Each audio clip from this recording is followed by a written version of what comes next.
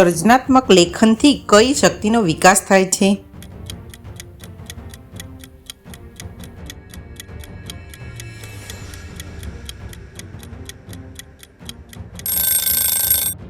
કલ્પના શક્તિ અને તર્ક શક્તિ. સર્જનાત્મક લેખનથી કલ્પના શક્તિ, ચિંતન શક્તિ અને તર્ક શક્તિનો વિકાસ થાય છે. સર્જનાત્મક લેખન માટે વિદ્યાર્થીઓમાં કઈ તૈયારી જરૂરી છે?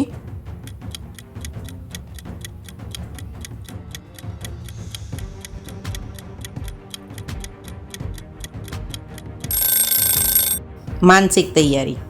સર્જનાત્મક લેખન શરૂ કરતા પહેલાં વિદ્યાર્થીઓને માનસિક રીતે તૈયાર રહેવું મહત્વપૂર્ણ છે. અનુલેખનનો મૂળ ઉદ્દેશ શું છે?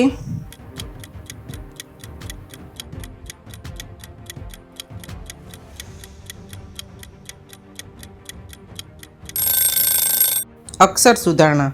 અનુલેખન પદ્ધતિથી બાળક અક્ષરનો આકાર ઓળખી યોગ્ય અંતર રાખીને પદ્ધતિસર લખવાનું શીખે છે, જેથી લખાણ શુદ્ધ બને. અનુલેખન કાર્યમાં કયા અંગો વચ્ચે સહચર્ય કેળવાય છે?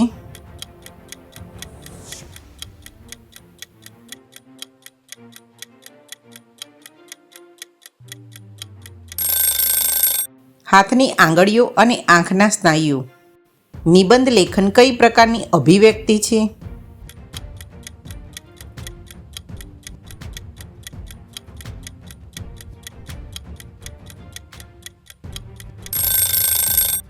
લેખિત અભિવ્યક્તિ.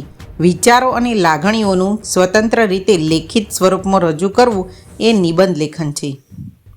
ચરિત્રાત્મક નિબંધ કયા વિષય પર લખવામાં આવે છે?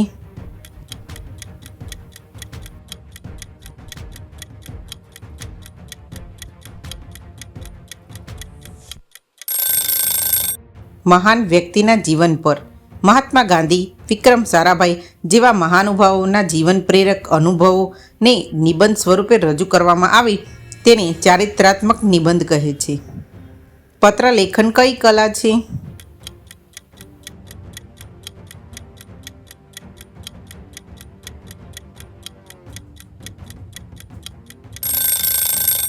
માનવ સંબંધો વિકસાવનારી કલા. પત્ર લેખન માણસને સંબંધો મજબૂત રાખવામાં મદદ કરે છે. પત્ર લેખન કયા ધોરણથી શરૂ થાય છે?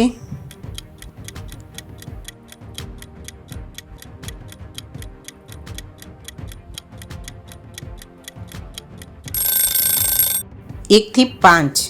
પ્રાથમિક સ્તરે રજા ચિઠ્ઠીથી પત્ર લેખનની શરૂઆત થાય છે. અહેવાલ લેખન કઈ બાબતનું વર્ણન કરે છે?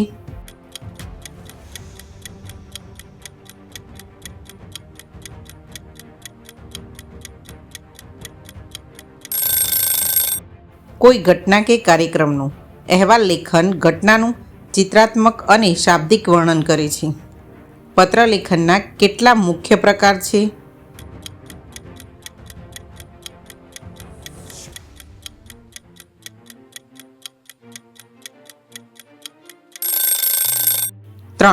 પત્ર લેખનના 3 પ્રકાર છે: વ્યવહારિક, ધંધાકીય અને સરકારી પત્રો.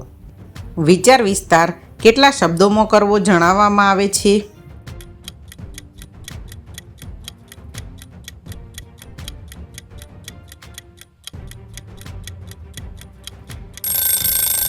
થી 150 શબ્દોમાં. વિચાર વિસ્તાર સામાન્ય રીતે 12 થી 15 લીટી કે આશરે 100 થી 150 શબ્દોમાં લખવામાં હોય છે.